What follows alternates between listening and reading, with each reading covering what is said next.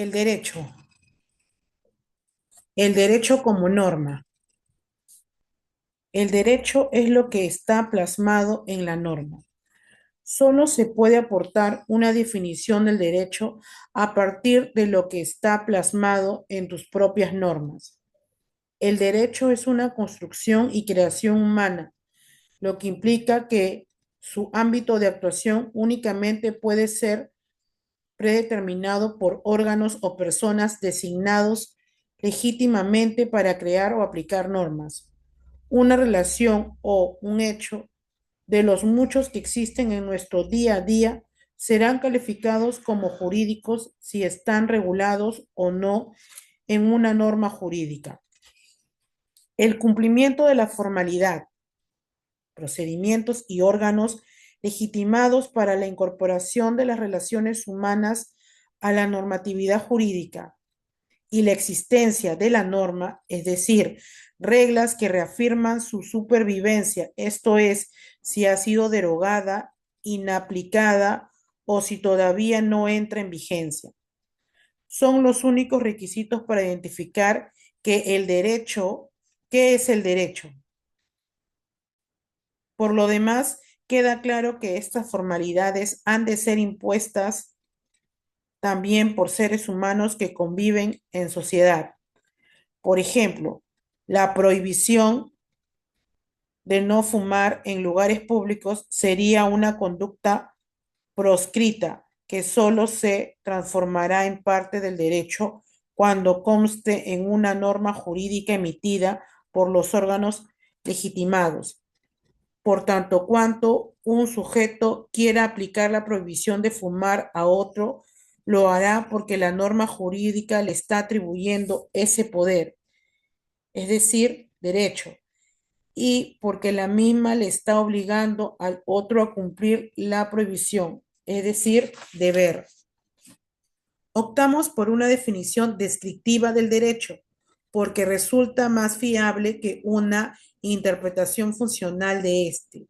Al ser una construcción de hombres para ordenar conductas humanas, lo más sensato es atender qué es el derecho desde él mismo y ya que las funciones pueden ser tan diversas como los propios seres humanos.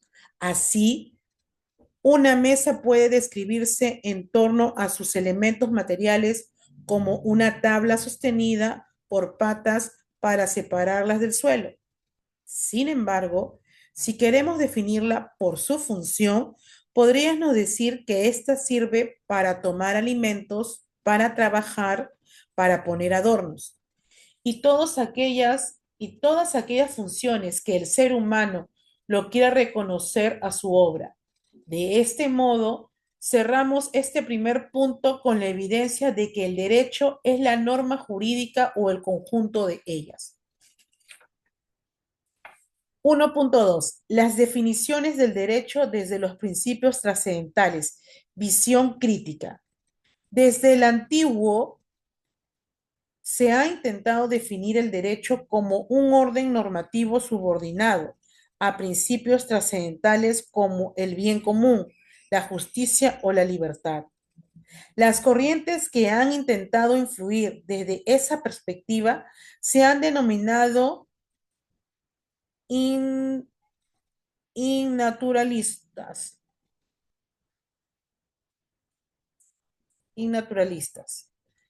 Al aspecto, al respecto, no es posible hablar de una sola concepción ius naturalista, puesto que presenta varias adecuaciones históricas. Por ejemplo, en la Grecia antigua o en el Imperio Romano, la visión del jurista ius naturalista se apoyaba en la experiencia, así como en el medioevo se respaldaba en la fe.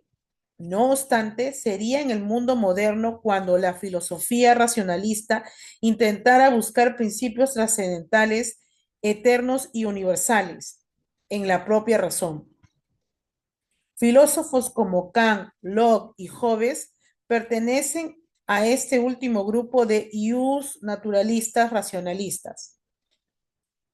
En relación con lo que nos interesa en este apartado, esta vertiente tiende a conceptualizar el derecho desde la perspectiva de un derecho ideal.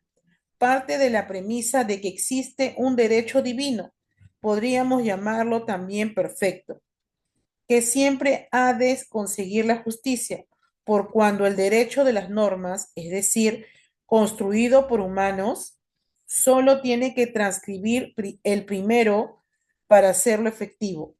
Por tanto, los hombres no tendríamos discrecionalidad para regular las conductas de los seres humanos, ya que existe un derecho previo y superior que predetermina las características de cualquier concepto jurídico. Con todo, este enfoque no podemos refutar desde dos razones. En primer lugar, con todo, este enfoque lo podemos refutar desde dos razones. En primer lugar, este enfoque lo podemos refutar desde dos razones. En primer lugar, nadie niega que el derecho quiera perseguir siempre principios trascendentales de naturaleza abstracta, pero no podemos perder de vista de que éste nace de la propia realidad en la que vivimos los seres humanos. Como ya se dijo, se trata de una creación de hombres. Tanto un legislador como un juez realizan sus actos normativos condicionados por factores personales o internos, es decir, creencias religiosas, políticas, ideológicas, etcétera, o por factores externos, es decir, intereses sociales poderosos. En otras palabras, que las normas jurídicas no lleguen a contemplar el derecho ideal o divino. No es culpa de los órganos o personas legitimadas para dictarlas, sino que es posible hacerlo en la realidad social en la que éste se construye. En segundo lugar, además de la compleja realidad social en la que se construye el derecho de normas, también hay que recordar que ni siquiera en el ámbito naturalista existen conceptos unívocos de los principios trascendentales.